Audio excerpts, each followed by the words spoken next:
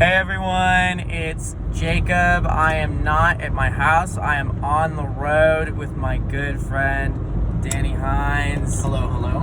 And the saint that I am talking about today is St. Pope Pius X, who was the Pope at the beginning of the 19th century. Not 19th century, the 1900s. Would have been the 20th century. He's a very well-known Pope. He's probably one of the best popes we've had in the past 100 years. He grew up in very poor conditions, and because of that, he always loved the poor. He would often give things to the poor, especially as he ascended kind of in church ranks, and he would get more stuff, more wealth. He would give a lot of that to the poor. He's made a lot of reforms in the church. The biggest one really being that he thought the Eucharist was the quickest and safest way to heaven, so he began the practice of daily Mass as well. Yes. Is that good? We do love daily Mass. We love daily Mass. We do love daily Mass. And he also lowered the age for First Communion. So people now receive First Communion in the first grade, I think, usually.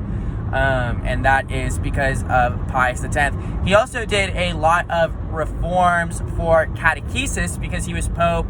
There was a lot of changes in the secular world. There were a lot of secular attacks on the church, a lot of false things going around. So he put a big emphasis on remaining true to church teaching.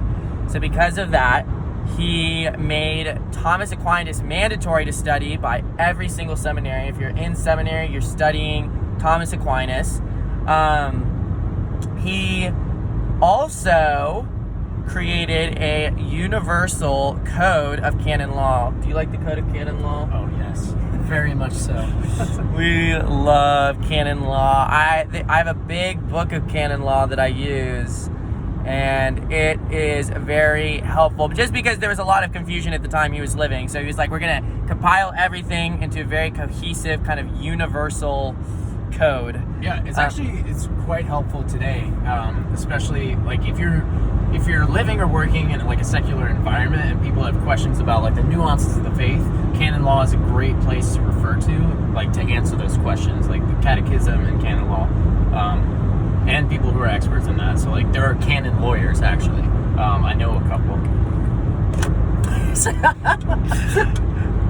Pius X, though, is probably most well known for, despite making all these really awesome things to the Eucharist and catechesis, but he took a very hard stance against a heresy called modernism, which had really taken rise in the secular world and was putting a lot of pressure on the church to really change. And modernism, Pius X would call it the synthesis of all heresies because it had tons of like mini heresies all compiled into one big heresy, but it was kind of an abandoning of tradition for the sake of the modern. And Pius X had a lot of problems with this. He didn't want to just let go of 2,000 years of church teaching, church doctrine. So because of this, he took a really hard stance against modernism. One of the things he did was he made all seminarians swear an oath against modernism. He created a task force. I think this is so funny, but he created a task force that were kind of like a group of snitches who would like go into churches and like investigate people and then just snitch on them. And he'd like, excommunicate them or whatever he would do. It's like the Catholic SEAL Team 6, Yeah. There's a story, this is really cool, this is really savage, but there's one story of a bishop who was a modernist, and Pius X found out. And Pius X, he didn't want that. So he called the bishop in, and when you meet the Pope, you have to kneel and you kiss his papal ring. So the bishop comes in, and Pius X is sitting at his office, sitting at his desk. It's like in his office. He's sitting at his desk. And the bishop comes in, and he kneels. And Pius X makes him kneel there for 3 hours. Savage. And then he finally gets up, and he like extends his hand. He's like, so that the bishop can kiss his ring. And he goes, "Thank you for your time. Thank you for being patient, Your Eminence." And then he just reached over and took the bishop's hat off his head and said, "You can go now, Father." So he just demoted him from bishop to priest. Savage. Yeah. But Pius X is a really good advocate, especially in our time, not only because he shows us just what the clergy is supposed to look like.